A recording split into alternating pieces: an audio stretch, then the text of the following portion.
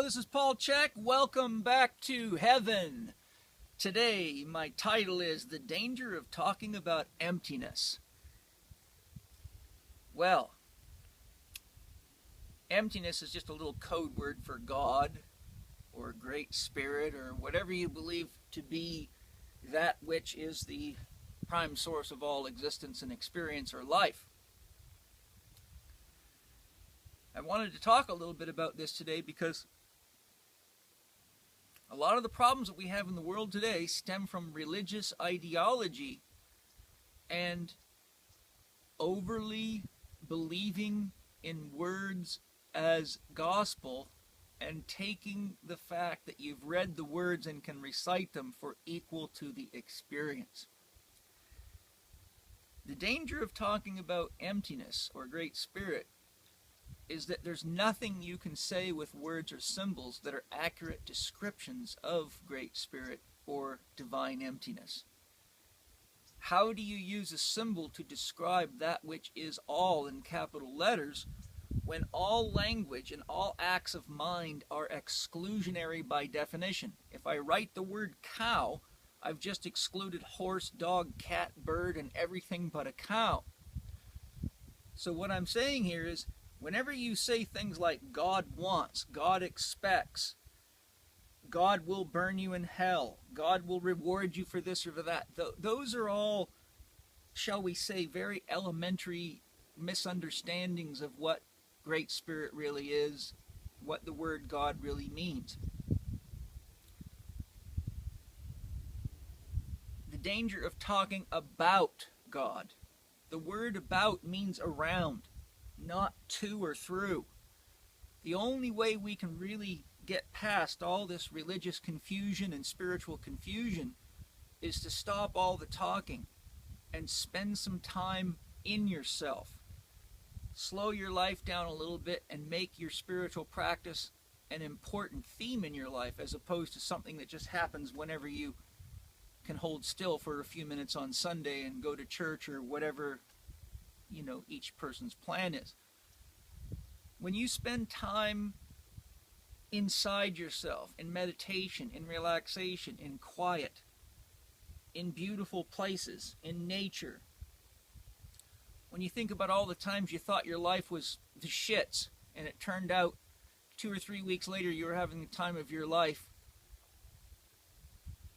but you never wondered how that happened, it's easy to fall into the trap of getting stuck in what everybody else is doing and thinking the way everyone else is thinking and believing the way they're thinking. But look around you. We have a very, very big problem with disease, obesity, religious confusion, governmental confusion, and all of this stuff largely stems from religious ideas penetrating into society and government and schools and businesses. And I'm not against religion at all.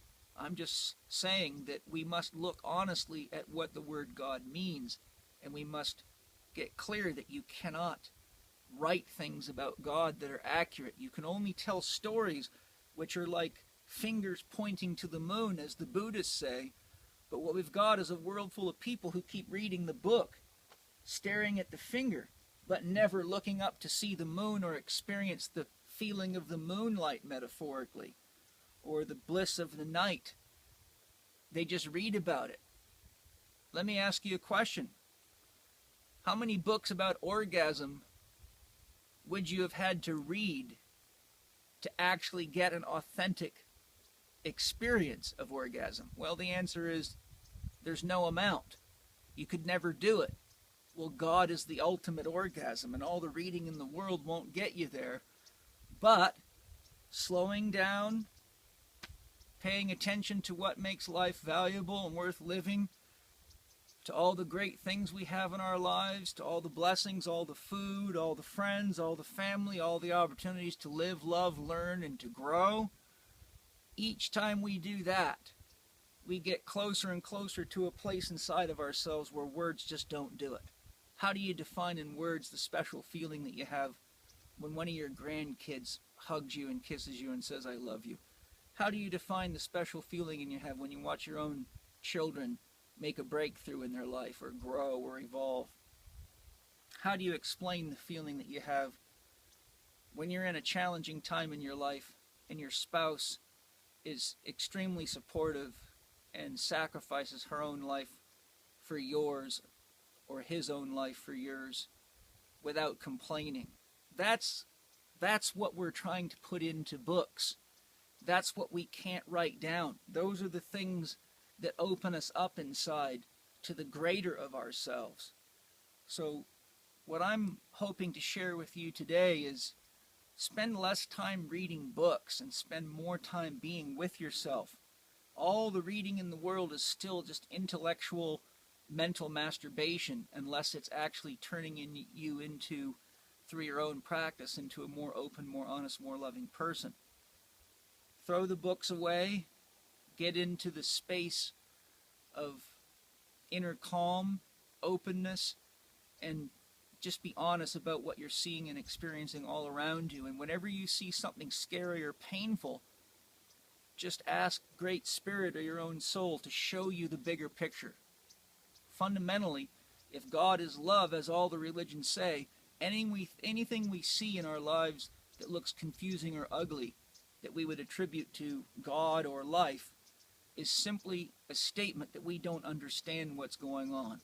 As I often say to my patients and my clients, if you think the world's all screwed up, get a picture of the world from outer space, and all you see is a beautiful blue pearl hanging in space in its majesty and its beauty.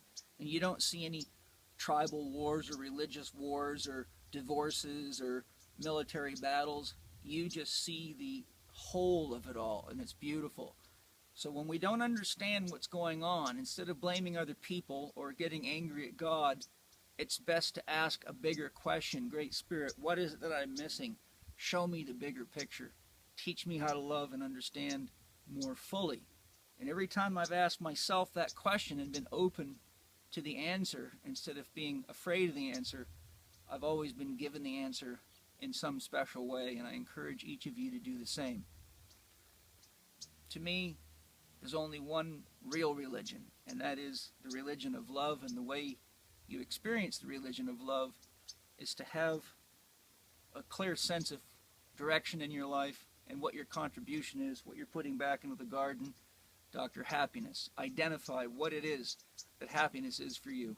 Dr. Quiet, give yourself time to know yourself on the inside, not just by your doings. Dr. Movement, take care of your body and your mind. They both act on the principles of movement. Overworking them burns them out. Underworking them doesn't develop them. Then, of course, Dr. Diet, you are what you eat. Need I say more? So thanks for joining me today. So remember, there is a danger in talking about emptiness, but living it is not dangerous at all, because we become examples for the world. Aho, Great Spirit.